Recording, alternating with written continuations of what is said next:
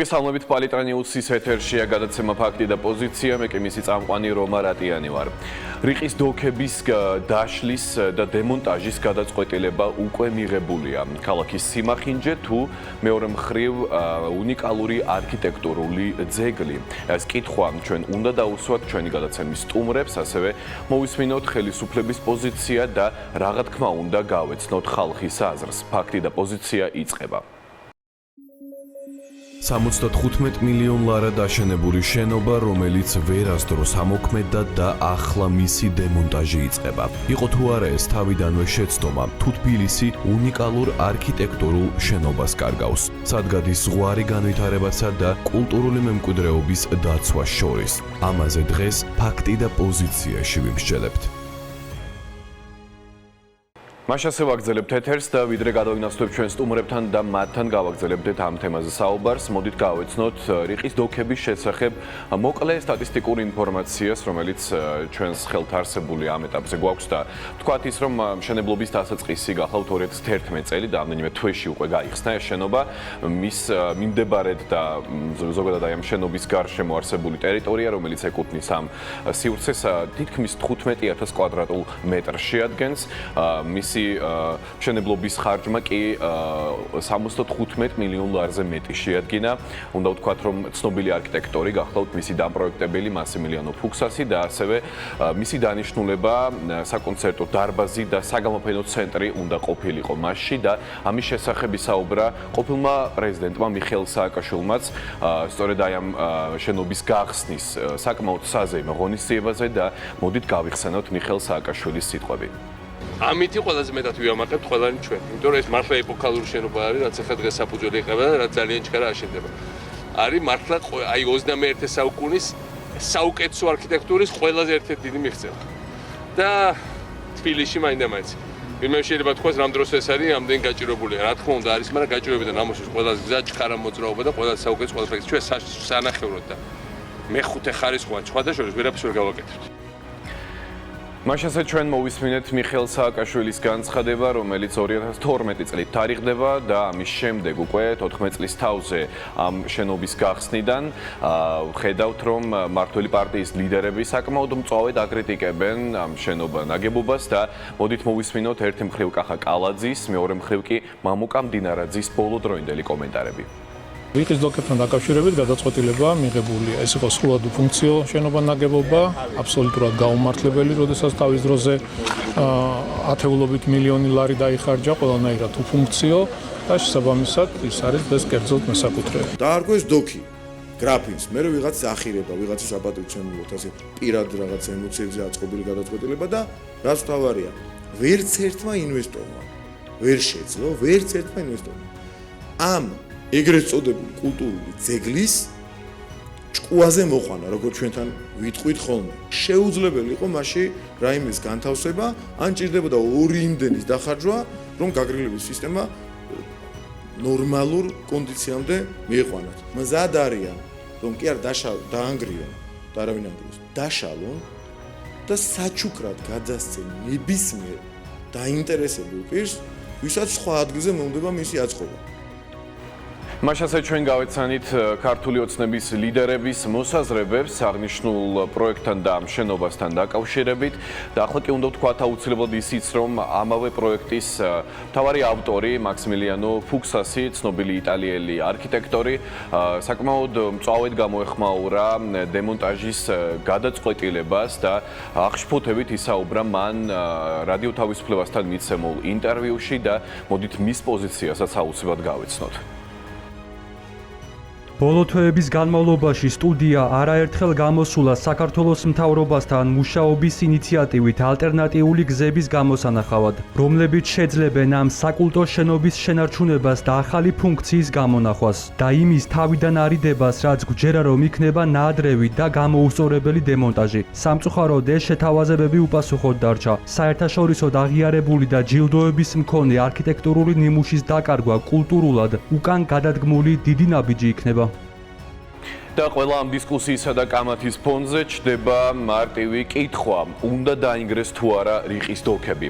ამ კითხვით ჩვენ მივმართეთ ჩვენს თანამოქალაქეებს და მოვისმინეთ საკმაოდ საინტერესო და განსხვავებული პასუხები და მოდით გავეცნოთ მათ მოსაზრებებს. უნდა დაინგრეს თუ არა რიყის დოქები? არავითარ შემთხვევაში. კი, კაცო, აუცილებლად. და რატომ? რა არის მიზეზი? არა, ლამაზი არ არის. შეუხედავია პირველ რიგში. ნამდვილად არა. არ უნდა დაინგრეს. არა, რას ნიშნავს? რატო და დაინგრეს? პირიქით უნდა რაღაცნაირად აღადგინოთ. უნდა დაინგრეს. რა ვიცი, მენანება, არა. ჩემი აზრით არა, იმიტომ რომ ვფიქრობ, რომ მაინც ასეთ ისე მნიშვნელოვანია და ჩვენს რაღაცა კულტურის ნაწილს მაინც ატარებს. რაც ძველია, ძიძველია, რაც ლამაზია, რატომ უნდა დაინგრეს? ვფიქრობ, რომ არა. არა, არ უნდა დაინგრეს აუცილებლად, უნდა იყოს და უნდა მოეწყოს რამე კულტურული სივრცე.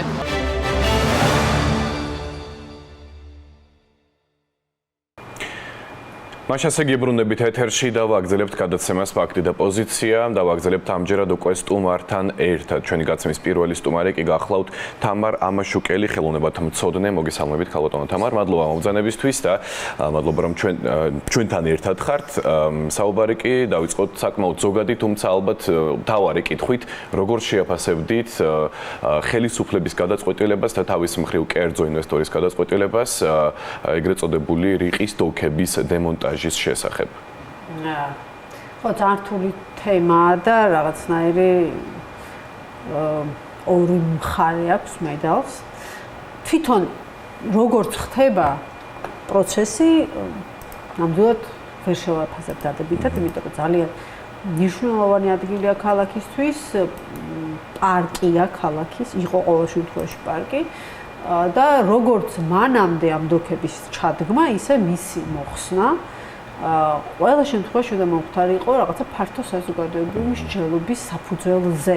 როგორც ჩადგეს, ისე რომ არავისთვის არ უკითხიათ, ეხლა ისეც იღებენ, რომ ასევე არავის არ ეკითხებიან. უბრალოდ მიუხედავად იმისა, რომ მე ამ ნაგებობის აპოლოგეტი არა ვარ და როდესაც ჩაიდგა მაშინვე ვამბობდით და არა მარტო მე, არამედ სპეციალისტები, ვინც უშუალოდ კულტურულ მემკვიდრეობას და ისტორიულ ქალაქის დაცვაზე ორიენტირებული, რომ ამ ობიექტის აშენება არ შეიძლებოდა და არ შეიძლებოდა იმ ისტორიული ქალაქის დაცვის პრინციპებიდან გამომდინარე, საერთაშორისო მეთოდოლოგიიდან გამომდინარე და არა რაღაცა სუბიექტური შეხედულებებიდან, მაგრამ ისიც უნდა ვთქვათ, რომ ეს იყო საჯარო შენობა, საზოგადოებრივი შენობა საზოგადოებრივ პარკში.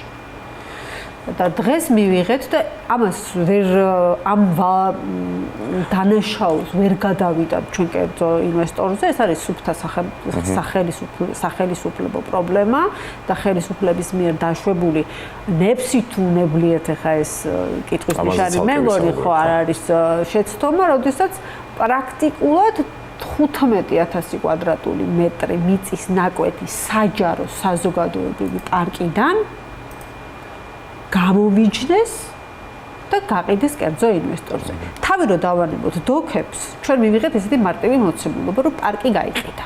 15,000 კვადრატული მეტრი პარკი გაიყიდა. და ამ პარკში დოქებს ავიღებთ შეიძლება მაგრამ დოქების მაგივრად ჩავდგავთ სხვა შენობას, ოღონდ რომელსაც ექნება უკვე კერძო სტატუსი და რომელსაც თავისუფლად შეუძლია ის თავის 15,000 კვადრატული მეტრი შემოღობოს და არც არავინ არ დაუშვას შიგნით. დიახ, აი სხვა შორის ემილიანო ფუქსასი თავად დამპროექტებელი ამ შენობის აცხადებს, რომ ეს შენობა კულტურისთვის შეიქმნა და არა ბიზნესისთვის. აქ ძალიან მნიშვნელოვანი ზღვარია, რომელიც გადის ერთი მხრივ სახელმწიფოსთვის ფინანსურ სარგებელზე და მეორე მხრივ კულტურული მემკვიდრეობის თვალსაზრისით არსებულ გარკვეულ ღირებულების ჩარჩოზე. აი ეს ზღვარი სად გადის და რამდენად ერთი მხრივ წამგებიანი იყო ამდენად ფინანსურად დიდი პოტენციალის მქონე ადგილას. მოდით პირდაპირ ვთქვათ, ამ ეტაპზე უსარგებლო შენობის არსებობა და მეორე მხრივ სახელმწიფოს როლი და პასუხისმგებლობა სად გადის. მოდით ესე ვქნათ, რომ გავყოთ ეს ნაწილი. ცალსახად, ჩემთვის ცალსახად, ვიღაცისთვის ეს ალბათ არის არ არის ასე ცალსახად და შეიძლება რაღაცნაირად სხვანაირად იმჯოლოს, მათ შორის ფუქსასმაც.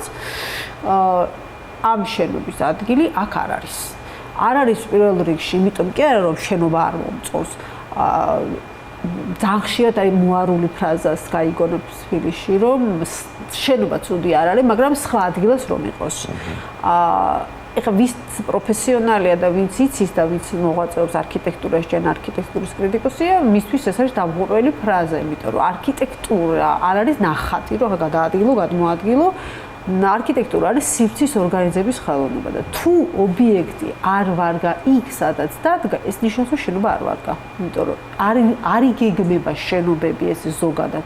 შენობები იგეგმება კონკრეტული ადგილი. კონკრეტული ადგილის მორგებით. აი ფუქსასთან პრობლემა და პრეტენზია ჩემი არის ზუსტად იქნებოდა ეს, რომ მან თავისი ამ შენობით გადაფარა თბილისის ყველაზე მნიშვნელოვანი მაიდენტიფიცირებელი კულტურული მემკვიდრეობის ობიექტები. ეს არის მეტეხის და ნარიყალას და სიონის ეს რაღაც სამეული, რომელიც დაარსებით თბილისის და პრაქტიკულად მოსდევს. აი მათ ხედში ეს რაღაცნაირად ჩაეჩხირა, გადამხაზა. ეს პოლიტიკური აქტი იყო თავის დროზეც წინა ხელისუფლებისა. რა თქმა უნდა, პრეზიდენტის სასახლეზე, იუსტიციის სასახლეზე. ეს არის ეგრეთ წოდებული ძალიან სახასიათო აი ესეთი ტიპის ცოტა ავტორიტარიზმისკენ მიმავალი ლიდერებისთვის ანაბეშტის დატოვება ისტორიულ ქალაქზე. ეს ჩვეულებრივი ამბავი არა, ცნობილი ამბავია, არქიტექტურა და პოლიტიკა საერთოდ ძალიან ძლიერ კავშირშია და პრაქტიკულად არქიტექტურა პოლიტიკის გარეშე არ არსებობს, იგივე საკეთებს დღევანდელი ხელისუფლება. განსხვავება ორ ხელისუფლებას შორის მინდა გითხრათ, რომ არის, იმიტომ რომ ძირითადი საჯარო ობიექტები, რომლითაც ანაბეჭდის დატოვება ცადა წინა ხელისუფლებამ, ეს არის საზოგადოებრივი ობიექტები. იგივე ვიწრო ადგილას, მოკლე ადგილას თუ ვიტყვით, ეს არის იუსტიციის სახლი, პრეზიდენტის სასახლე, მშვიდობის ხიდი და აი ეს შენობა და ამ ახალმა ხელისუფლებამ თუ არსებულმა ხელისუფლებამ ის ძირითადად ანაბეჭდს ტოვებს ივანიშვილის კერძო სასტუმროების სახით. პანორამა თბილისი არის ამისი ესეთი პანორამა თბილისის მთელი კომპლექსი, ეს არის მისი ესეთი რაღაცნაირი აპოთეოზი. შეგვიძლია ვთქვათ, რომ უფრო პრაქტიკულად და პრაქტიკულობაში გულისხმობ ფინანსურ სარგებლობაზე. იცით როგორ არის ძალიან კარგად ჩანს ვისი ვინ რას აკეთებს.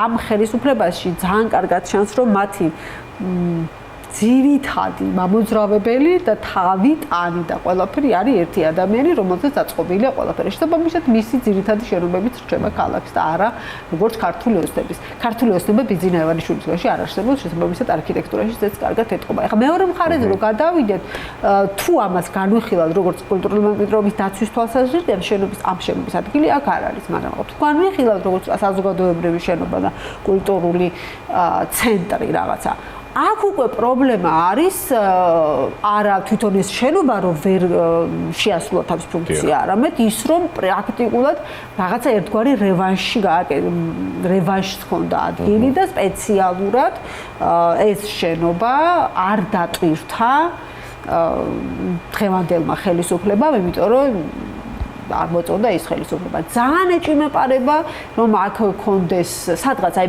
100-დან 10%-ია, რომ აი საზოგადოებრივი მოსაზრებამ გავლენა მოახდინა თავიდან, რომ არ მოწონდა საზოგადოებას ეს შენობა და მათაც არ მოეწონათ. თორემ დღეს ამ შენობის გადატანა არ არის ის, რომ ეხა თბილისის იერსახის ზრუნვის გამო გადააქვთ ეს შენობა. ვერ ვიტყვი ეს, იმიტომ რომ ამის გარდა იმდენი რამე შენდება, რომელიც აშენება ბევრად უფრო ცუდ ეფექტს გამოიწვევს. ამას თუ დავშლით და გადავიტან დანარჩენს, რასაც ახლა დღეს ვაშენებთ, ვერ გადავიტან. ამიტომ ხა ერთი ხელით დოქებს წმენდე და მეორე ხელით სანაპიროს გასწვრივ ფარცხალაძის, ვისოლების, რა ვიცი ვისი არა, ივანიშვილის კორპუსებს აშენებდე, ცოტა უცნაურია. რომ დაეტვირთათ ეს შენობა და ეს მიზანი ქონოდა, ეს შენობა შეასრულებდა თავის ფუნქციას და იქნებოდა. აი ამასთან დაკავშირებით მამუკა მდინარაძის კომენტარი მოისმენთ წმინდა საზოგადოებამ რამდენიმე დღის წინ მან განაცხადა, რომ ჯერ ცოტა კომიკურად ისაუბრა და თქვა, რომ დოქებს საერთოდ არ გავს ეს შენობა და დოქები რატო დაარქვესო. მსგავსი ცინიკური, ძალიან კრიტიკული დამოკიდებულება მართველი პარტიის წარმომადგენლების და ლიდერების მხრიდან ამ შენობის მიმართ საკმაოდ ხშირად მოგვისმენია განსაკუთრებით ბოლო პერიოდში და ბოლო რამდენიმე წელიწადში, მაგრამ აი საინტერესო იყო მისი კომენტარი იმასთან დაკავშირებით, რომ ამ შენობის ბოლომდე გამართვა და მან გაგრილების სისტემაზე გაამახვილა ყურადღება ძალიან დიდ ფინანსურ რესურსს მოითხოვდა და რეალურად არც ერთი ინვესტორი ამას არ დათანხმდა და მოკლედ ვერ ეშველა ინვესტიციის თვალსაზრისით აი ამ შენობას. თქვენი აზრით ამ რიყის დოქების გაცოცხლება, ამ ფუნქციის გაცოცხლება დემონტაჟის ნაცვლად სხვაგან გადატანით თუ არის შესაძლებელი ამ ეტაპზე?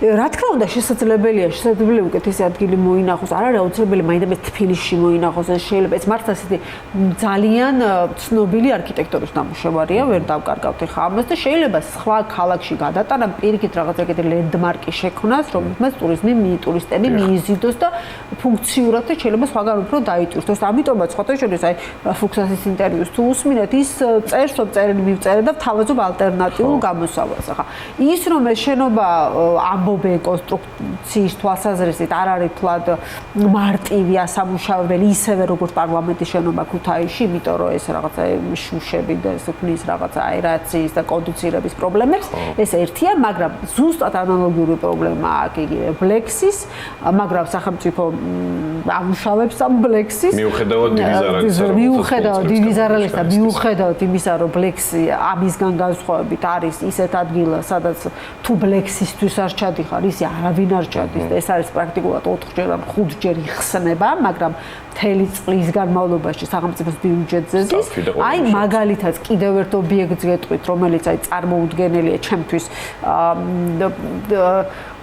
მთელი პროცესების გავლა მოგვიწია და კონფლიქტში შემოსვლა მოუწია და პანორამა თბილისს როდესაც აშენებდა მერიიდან ეკონომიკის სამინისტროში გადატანა მოუვიდა, რომ აკვიატებული იდეის გამო, რომ მაინდამაინც თავისუფლების მოედნიდან პანორამა თბილისის ზედა ნაწილისთვის გადაბმულიყო ეს ორი ობიექტი საბაგიროთი და მოკლედ გაიტანეს, გადაგვიარეს თავზე, შემდეგ ააშენეს ეს უზარმაზარი ბოძები, ძალიან დიდი თანხა დაჯდა ეს საბაგირო და ნუ აი იქ ცხოვრობ უბრალოდ და მე ადამიანი არ მინახია შიგნით, არ ზის არავინ, იმიტომ რომ ეს არის საბაგირო ორ სასტუმროს შორის. აი აგერ ეხავთ ვიტყუმე და ნახოთ ერთი წლის მერე რა მოხდება, აგერ ნახოთ თუ ეს საბაგიროთ სახელმწიფოს ბალანსი არ გადმოვა, იმიტომ რომ აბსოლუტურად სამგებიანი ობიექტია, რომელსაც ეს ივანიშვილისთვის ძალიან ისეთი ჩვეული ამბავია, რომ რაც არ მოწონს, რაც არ არის მომგებიანი, შემდეგ სახელმწიფოს ბალანსზე გადააგდა ეს სახელმწიფო მოუაროს ესე ვთქვა. ხო, აუცილებლად მინდა ბოლოსკენ შევეხოთ პოლიტიკურ ნაწილსაც, პოლიტიკური მდგენელი ამ საქმეში. ბუნებრივია, რომ არსებობს და ამის შესახებ საუბრობენ როგორც პოლიტიკური მხარეები, ასევე ექსპერტები. მთავარი არგუმენტი კი გახლავთ ის, რომ აი მიხეილ სააკაშვილის აშენებულია და ამიტომაც უნდა დავანგრიოთ. მაგრამ აქვე მეორე არგუმენტად შეგვიძლია მოვიყვანოთ ის, რომ ამ ქვეყანაში 2012 წლამდე წინა ხელისუფლების პირობებში ძალიან ბევრი რამ აშენდა, ვერ დაუკარგავთ ამ ფაქტს და ის სხვა ბევრი ობიექტები საკმაოდ კარგად ინტეგრირდა ამ ხელისუფლების პირობებში. იუსტიციის სახლები, აეროპორტები, პოლიციის შენობები. პოლიციის შენობები ეს გამჭვირვალე, რომლის აშენების პროცესი ამ ხელისუფლების პირობებშიც გაგრძელდა დაახლოებით მსგავსივე მიდგომით და ამას თავისი არგუმენტები აქვს. აი ეს პოლიტიკური მდგენელი და არგუმენტი რამდენად არის ამ საქმეში? რამდენად მნიშვნელოვანია? ხო, ანუ არ არის ესეთი მნიშვნელოვანი ის რაც ააშენეს, ეს დატოვეს და რა პოლიტიკაც აწარმოეს იმათმა და მიხეილ სააკაშვილს ჰქონდა საშუალება რომ ისტორიული ქალაქის განვითარება სხვა რელსებზე გადაიყვანა, მაგრამ არ გადაიყვანა, რა პოლიტიკას დატოვეს, გაასმაგებული, დაჩქარებული ტემპით გააგრძელეს ამათმა. ეს რაღაც ძალიან კარგი მემკვიდრეობა არის, რომელიც მოდის შევარდნაძე და შემდეგ გაგრძელებს სააკაშვილი და დღეს აგრძელებს ოცხნება და შემდეგ რა მოხდება, არავინ არ ამიტომ ამაზე ვერ ვილაპარაკებთ, რომ რაღაცა ქალაქის იერსახეზე ზრუნავენ. მე მგონია რომ უბრალოდ ეს შენობა იყო უფუნქციო და თან იყო რაღაცა მათი მოსაზრებით იყო პრობლემატური მოსახლეობის თვალსაზრისით და არ მოწონდა მოსახლეობას, ამას ამავდროულად იყო ძალიან კარგი საინვესტიციო გარემოში და ბარემ რატომ არ გავაკეთოთ ეს ტრუკი, რომ მოდით გადავიტანოთ და ორ კურთხილ დავიჭეროთ. თან გადავიტანოთ და თან კიდე ეს მაგრამ აქ არის ერთი ძალიან დიდი ჩემთვის პრობლემა, ჩემთვის არა, მათთვის პრობლემა, ჩემთვის ყოფილი პრობლემა უკვე, მაგრამ მათთვის პრობლემა, რომელიც ხელისუფლება, რომელიც განსაკუთრებით ქალაქის ხელისუფლება, რომელიც მოსულია და მოსulis დღიდან ძირითადად საუბრობს და აკეთებს კიდევაც რაღაცა ქმედებებს ნამდვილად აკეთებს ქალაქში პარკების დაშენებისა და კეთილმოწყობის და ერთ-ერთი მთავარი პრეტენზია რაც ამ ხელისუფლებას, ქალაქის ხელისუფლებას, იმ ქალაქის იმ ხელისუფლებისადმი ქონდა იყო რომ ეს პარკები გაყიდეთ და ეხლა 15000 კვადრატული მეტრი პარკი გაიყიდა. ანუ ეს არავის არ შეეშალოთ. ეს იყო საზოგადოებრივ პარკში ჩადგმული შენობა.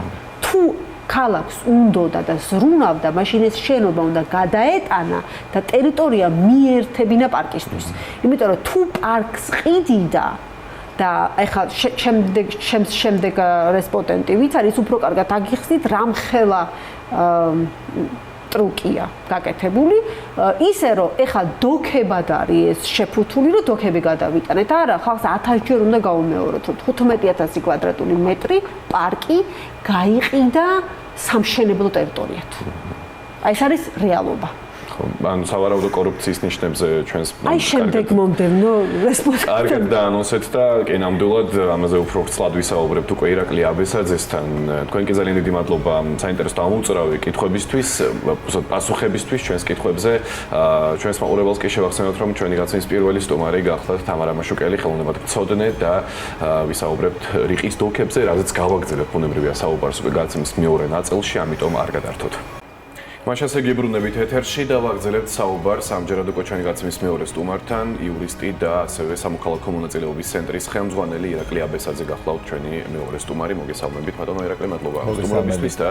საუბარი დავიწყოთ პირდაპირ კითხვით. ერთი მხრივ როგორ შეაფასებდით ამ გადაწყვეტილებას, რომელიც უკავშირდება რიყის დოქების დემონტაჟს და იქ უკვე შემდგომ გეგმებს, რომელიც ბოლო პერიოდში უკვე საზოგადოებამ გაიცნო და ამასთანავე ამ პროცესის გამჭვირვალობის საკითხი აუცილებლად უნდა განვიხილოთ და თქვენივე ინფორმაცია მიაწოდოთ უკვე საზოგადოებას დეტალურად. კი ბატონო, მივესალმები ტელემაყურებელს, მადლობა დაპატიჟებისთვის. რაც შეეხება რიყის დოქებს, მოდი ასე ვთქვათ, რომ მისი ხატრული იერსახე, მისი ხატრული ღირებულებაც კამათის საგანი გახდა საზოგადოებაში, თუმცა პრინციპში გარკვეული დროის შემდგომ უნდა შეფასდეს ეს საკითხი და არა მაშინ, როდესაც ეს შენობა ჯერ კიდევ ახალი დადგმული და ახალი განთავსებულია, მაგრამ ვაღიაროთ, რომ ძალიან მნიშვნელოვანი ასთა სხვადასხვაობის საგანი გახდა, გაცილებით ნაკლები მასშტაბით, მაგრამ გარკვეულწილად ასთა სხვადასხვაობას იწვევს ის საკითხიც, უნდა დაიშალოს თუ არა რიყის დოქები, მაგრამ მე მგონია, რომ არის ერთი საკითხი, რომელიც უკავშირდება რიყის დოქებს, რომელიც ყველა ამ ადამიანს, ვის სხვადასხვა პრიზმიდან აფასებდა რიყის დოქებს, აერთიანებს. ერთი პირველი ეს არის, რომ არც ერთ შემთხვევაში სახელმწიფო ქონების გაფლანგვა, ვიღაცის კორუფციული მადის დაკმაყოფილება და ასე ვთქვათ, გაჩუქება არ უნდა ხდებოდეს და მეორე, რაც ასევე მნიშვნელოვანი და ძალიან მწვავე საკითხი იქნება, როგორც ჩანს, დაუშვებელია სარეკრეაციო სივრცეში საგამოფენო და საკონცერტო თუ სამუზეუმო სივრცის ნაცვლად, რომელიც თავისი ფუნქციურობით ნამდვილად არ იწვევდა ასთა სხვადასხვაობას და აქ მხოლოდ შენობის გაბარიტებზე და იერსახეზე იყო საუბარი, თორემ ფუნქციურად არავის გაუპროტესტებია, რომ რატომ შეიძლება პარკში იყოს საგამოფენო სივრცე ან სამუზეუმო ან საკონცერტო სივრცე. ამის ნაცვლად, რა თქმა უნდა, ყველასთვის მიუღებელია, რომ აქ აშენდება სასტუმრო, რომლის არც მასშტაბებზე, არც არქიტექტურაზე წარმოდგენა ჯერჯერობით არ გვაქვს, მაგრამ თუ გავითვალისწინებთ ქართული ოცნების ხელწერას სამშენებლო მიმართულებით, მაშინ წარმოსადგენია, რაც შეიძლება დაემართოს ამ ადგილს, ვიხილოთ თუნდაც იგივე მირზაშაფის ქუჩა, სადაც ასე ვთქვათ, კორპუსები შენდება ძველი თბილისის ისტორიულ უბანში, ან სხვა თავად ვიძინა ივანიშვილის პანორამა თბილისი, რომელმაც ასევე მნიშვნელოვნად გააუარეს საისტორიული იერსახე ქალაქის და აბსოლუტურად შეუსაბამოა ის არქიტექტურა და მასშტაბი იმ ადგილის, სადაც ის აშენდა. მაშინ გასაგებია, რომ ძალიან მძიმე პრობლემები ჯერ კიდე წინ გვაქვს და რაც თავარია ფუნქციურად სასტუმრო კაზინოები და რესტორნები ეს იყო ერთი პერიოდი რიყის ასე ვთქვათ მახასიათებელი 190-იანი წლები, მას შემდეგ გაშენდა აქ სარეკრეაციო სივრცე, პარკი არის ფაქტობრივად ერთადერთი ადგილი თბილისის ცენტრში, სადაც მტკვარი ინტეგრირებულია სარეკრეაციო სივრცეში, სხვაგან ყველგან იციან თბილისელებმა და თბილისის სტუმრებმაც, რომ ჩვენი სანაპიროები და მტკვრის კალაპოტი ისეა მოწყობილი, რომ ფაქტობრივად შეუძლებელია მდინარით სარგებლობა სარეკრეაციო ბიზნესისთვის და ერთადერთი პირველი მასშტაბური სარეკრეაციო სივრცე, რომელიც სწორედ წინა ხელისუფლების პერიოდში გაკეთდა, რომელმაც მტკვარის ინტეგრაცია, მტკვრის ინტეგრაცია მოახდინა, ამ თვალსაზრისით არის სწორედ რიყი. ამიტომ მისი დაბრუნება იმ ფუნქციაში, ასე ვთქვათ, რომ რესტორნები, სასტუმროები და კაზინოები იყოს განთავსებული, რა თქმა უნდა, არის ყველასთვის მიუღებელი. მოდით გავიხსენოთ ის გზა, რომლითაც დღემდე მოვიდა ეს შენობა და მის გარშემო არსებული სივრცე დღემდე, ანუ გულისხმობ 2022 წელს გასხვისდა პირველად და გასხვისდა ქართული წარმოშობის რუს ბიზნესმენზე ხიდაშელზე, რომელიც მაშინ ბიძინა ივანიშვილთან დაახლოებული იყო და მე როგორც ყოველ შემთხვევაში ამას ამბობენ მედია სივრცეში მათი გზები გაიყო და მოკლედ ეს უკმაყოფილება, უთანხმოება მათ შორის ბევრ სხვა მიმართულებაში აისახა. ეს რა გზა გაიარა დღემდე ამ ობიექტმა და რაზე მიანიშნებს აი ეს განული გზა საერთო სურათში? ძალიან საინტერესო აქცენტი არის და მე ყოველთვის სადაც კი მომიწია ამ საკითხზე საუბარმა, მათ შორის სოციალურ ქსელებში კიდევ ერთხელ ხაზს გაუსვამ, რომ ერთი და მთავარი საკითხი, ერთ-ერთი მთავარი საკითხი, რომელიც აერთიანებს ყველა მოკამათე ადამიანს, რომელიც ქალაქის ინტერესებიდან გამომდინარე კამათობს და მე აგვგულისხმობ ამ შემთხვევაში ქართული ოცნების ხელისუფლებას, რომელიც მხოლოდ კორუფციული პრიზმიდან უყურებდა ამ შენობას და ახლა აღხსნილავს გულისხმობ ამაში, ანუ ყველა ის ადამიანი, რომელიც ქალაქის ინტერესებიდან გამომდინარე, ქალაქის გულშემატკივრის პოზიციიდან გამომდინარე კამათობს ამ საკითხზე, მათთვის ყველასთვის საერთო პლაცდარმი არის, რომ დაუშვებელია ის, რაც რიყის დოქებთან მიმართებით ხელისუფლებამ აკეთა და რა აკეთა ხელისუფლებამ. 2022 წელს თქვენ სწორად აღნიშნეთ, გამოცხადდა, ამ გადასახედიდან ვითომ აუქციონი, ოღონდ აუქციონს ჰქონდა ორი მნიშვნელოვანი შეზღუდვა იმისთვის, რომ იქ მონაწილეობის სურვილი ბევრ ბიზნესმენს, ბევრ მეწარმე სუბიექტს გაჩენოდა. რა იყო ეს შეზღუდვები? პირველი ეს შეზღუდვა იყო, რომ შენობა ნაგებობა უნდა შენარჩუნებულიყო და მიუხედავად მისი უნიკალური არქიტექტურისა, რომელიც მე პირადად ძალიან მომწონს, უნდა ვაღიაროთ, რომ ეს თავისებური შენობაა და ყველანაირი ფუნქციით მისი მაგალითად სასტუმროთ მისი გადაკეთება შეუძლებელი იქნებოდა, ხო? და მეორე შეზღუდვა პირდაპირ იყო გათვალისწინებული სააუქციონო პირობაში, რომ აქ უნდა განთავსებულიყო სამუზეუმო და საგამოფენო სივრცეები, რომელიც ქართულ რეალობაში ბევრჯერ მithქვავს და გავიმეორებ, სამწუხაროდ ჯერჯერობით მომგებიან ბიზნესს არ წარმოადგენს, ან შესაძლებელია საერთოდ ბიზნესს და მოგების მომტან საქმიანობას არ წარმოადგენს. დიახ, ანუ გარკვეულწილად მაშინ სახელმწიფომ გააკეთა განაცხადი, რომ რიყის დოქები ეს იყო ერთგვარი სოციალურ-კულტურული პროექტი, სოციალური, იმიტომ რომ ის მოგების ბოტანას ვერ შეძლებდა მისი შემძენისთვის და კულტურული გასაგებია მისი დანიშნულებიდან გამომდინარე, ამიტომ ფასი, რომელიც 100-თავიანთივე შეფასებით 100 მილიონიანი ობიექტი საბოლოო ჯამში გაიყიდა 10 მილიონად. მაშინ განსაკუთრებული პროტესტის საგანი არ გამხდარა. იმიტომ რომ კიდევ ერთხელ გავიმეორებ, ჰქონდა ორი მნიშვნელოვანი შეზღუდვა ახალ შემძენს, რომ შენობა უნდა შეენარჩუნებინა და ფუნქცია შენობის უნდა შეენარჩუნებინა. მას შემდეგ რაც თქვენ სწორი მიმოხილვა გქონდათ პირდაპირ უკავშირდება ეს ყოველთვის დროში ემთხვევა და შესაბამისად პირდაპირ უკავშირდება ივანიშვილის და ხილაშელის იყო რამდენჯერმე გამოცხადებული ეს აუქციონი თუ სწორად კი ან ზუსტად ამ მე ამიტომ ვთქვი რომ ჭყალებში ვიტყოდი აუქციონი თქო ზუსტად ამ შეზღუდვებით და სპეციალურად იმიტომ რომ საბოლოო ჯამში მეათედ ფასად არ შეიძლება უფრო იაფადაც კი იმიტომ რომ ეს 100 მილიონიც ამ ხელისუფლების მიერ გაკეთებული შეფასება რომელსაც მე დიდად არ ვენდობი და დარწმუნებული რომ გაცილებით ძვირი ხილ და ეს შევა მაგრამ მათივე შეფასებით მეათეთ ფასად ეს შენობა გაიყიდა კიდე ერთხელ გავიმეორებ სწორედ იმ შეზღუდვების გამო და იმ აუქციო არ ჩატარებული აუქციონების გამო სადაც თბილისში უძრავი ქონების განვითარებით დაინტერესებული მეწარმე სუბიექტები აუქციონში მონაწილეობას არ იღებდნენ გასაგები და ძალიან კაფეო შეზღუდვების გამო. ანუ საბოლოო ჯამში ხელისუფლებამ კიდევ ერთხელ გავიმეორებ, მე-10 ფასად ეს შენობა გაყიდა მხოლოდ და მხოლოდ იმიტომ, რომ თითქოს ქართულ ოცნების ხელისუფლებასაც სურდა აქ სარეკრეაციო სივრცეში იმ კულტურული ფუნქციის შენარჩუნება, რომელიც ამ შენობა-ნაგებობებს ჰქონდა. მას შემდეგ, რაც ივანიშვილის და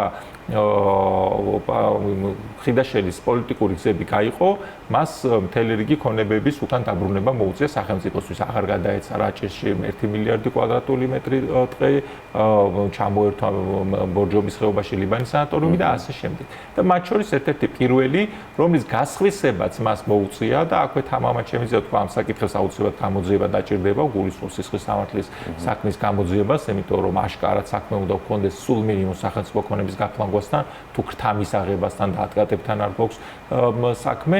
ეს გამოძიება მარტივად დაადგენს, რომ ხიდაშელს მიუთითეს, ვისთვის უნდა გადაეფორმებინა ეს ქონება და ეს ქონება გადაფორმდა დეპუტატ ბარვენაშვილთან დაკავშირებულ პირზე, ეს არის ვინმე ტყეშელაშვილი, რომელიც ბარვენაშვილის წილებს მართავს როგორც დეპუტატის მის კუთვნილ კომპანიებში, თუმცა ეს კომპანია იყო დაფუძნებული ამ პიროვნების მიერ, მაგრამ კაფეო კავშირებით ბარვენაშვილთან ამ თვალსაზრისით. აი ზუსტად ამავე პერიოდში, როგორც კი ხიდაშელიდან ქონება გადავიდა ამ კომპანიაზე, ირაკლი კობახიძემ გამოსცა განკარგულება და ის მნიშვნელოვანი სააუქციონე პირობა და შეზღუდვები, რის გამოც ამ აუქციონში კონკურენცია არ იყო, რის გამოც ამ აუქციონში ფასის გაზრდის მაგივრად ის გამიათეთდა, ანუ საწყის ფასი 96 მილიონი უნდა გაზრდილიყო, ხო, ნორმალური კონკურენციის და ნორმალური აუქციონში ჩატარების შემთხვევაში, მაგრამ ზუსტად იმიტომ, რომ ამ შეზღუდვების გამო არავის ბიზნეს ინტერესი არ გაუჩნდა ამ შენობა-ნაგებობის შეძენის. წელს მოხდა ეს თუ სწორად ვიცით 25-ში, ხო? კი,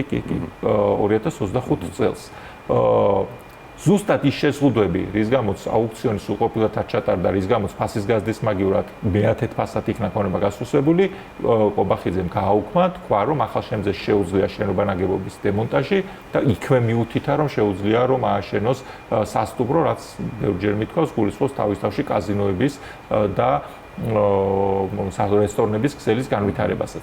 იმის მაგივრად ერთადერთი რა შემთხვევაშიც კობახიძის ხელმოწერილი განკარგულება არ იქნებოდა სახელმწიფო ქონების გაფლანგვა, ეს არის ექსპერტიზა ჩაეტარებინათ, აუდიტი ბოდიში ჩაეტარებინათ, შეეფასებინათ ამ ქონების რეალური ღირებულება რა იქნებოდა იმ შემთხვევაში თუ ეს შეზღუდვები არ იარსებებდა და მოეთხოვათ ახალი შემძენისთვის ამ ფასის გადახდა. ესეც კი დარღვევა იქნებოდა, იმიტომ რომ აუქციონის პირობებში და კონკურენციის პირობებში ფასი კიდევ უფრო მეტად შეიძლება გაიზარდოს, ვიდრე შენ საწყისი ფასი გაქვს დადგენილი, მაგრამ სულ მინიმუმ ამ ახალ ინვესტორს აი ის 80 მილიონი დამატებით უნდა შეევსო, რაც მაშინ საწყისი ფასი იყო განსაზღვრული ამ ქონებისთვის. და ამ ყველაფერს მე ვსაუბრობ იმ დათქმით, რომ ვეთანხმებით სახელმწიფოს გადაწყვეტილებას, რომ დაინგრეს და სასტუმროები აშენდეს. რა თქმა უნდა, ამას მე არ ვეთანხმები, ფუნქციურად და შინაარსობრივად ეს კიდე მეორე უდიდესი მავნებლობაა, რომელსაც ციხის პარკის მიმართ ახორციელებენ, მაგრამ ცოტა ხნით თუ დავეთანხმებით, თუ არ ქართული ოცნების ხარდამჭერები, ბრმა მიმდევრები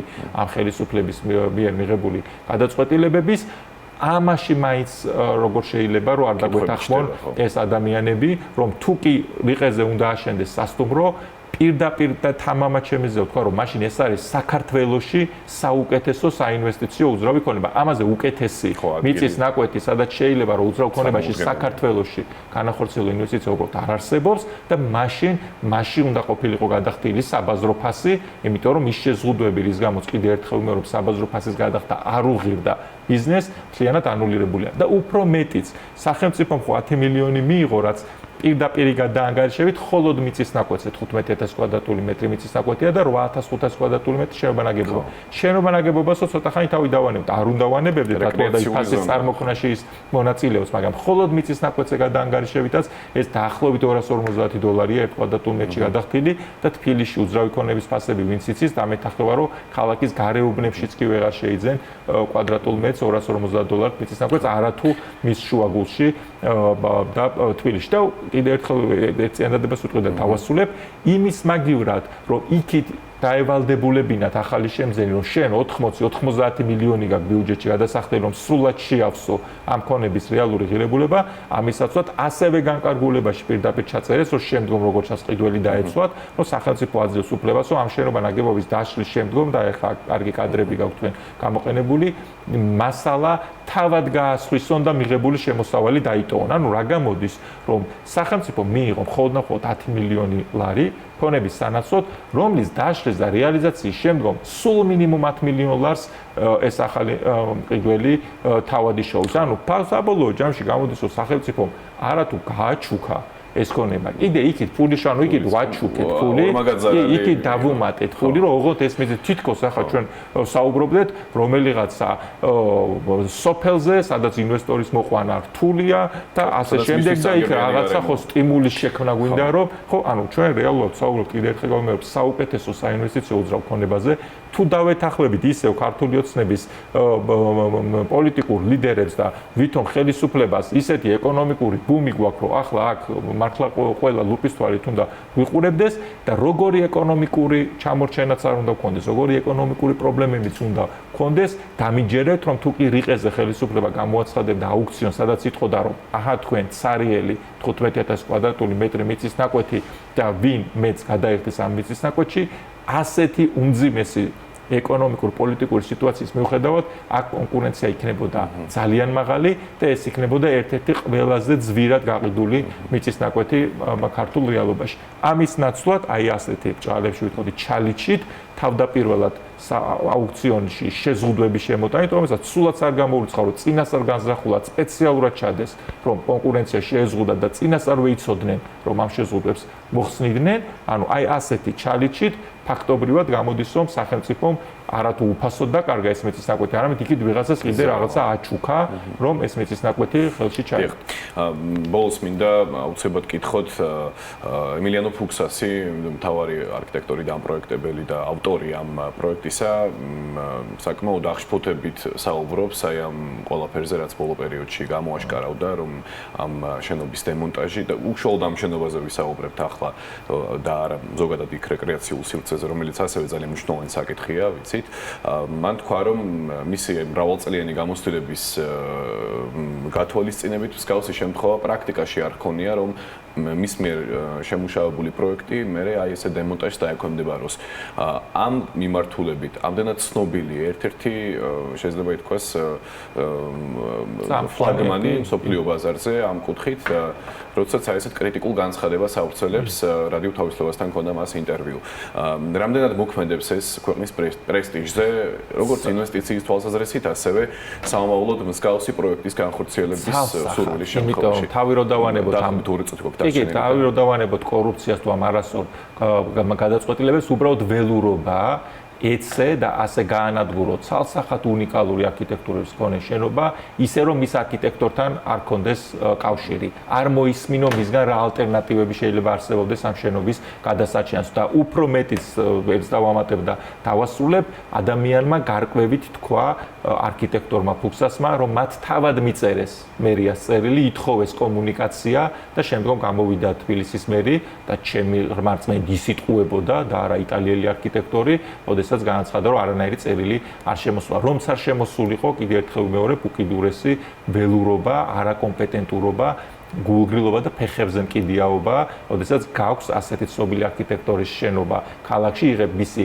დაანგრევის გადაწყვეტილებას ყოველგვარი ფართო კონსულტაციის გარეშე და მის არქიტექტორთანაც კი არ გადიხარ არანაირ კონსულტაციას, რა შეიძლება იყოს უკეთესი გამოსავალი ასეთ შემთხვევაში.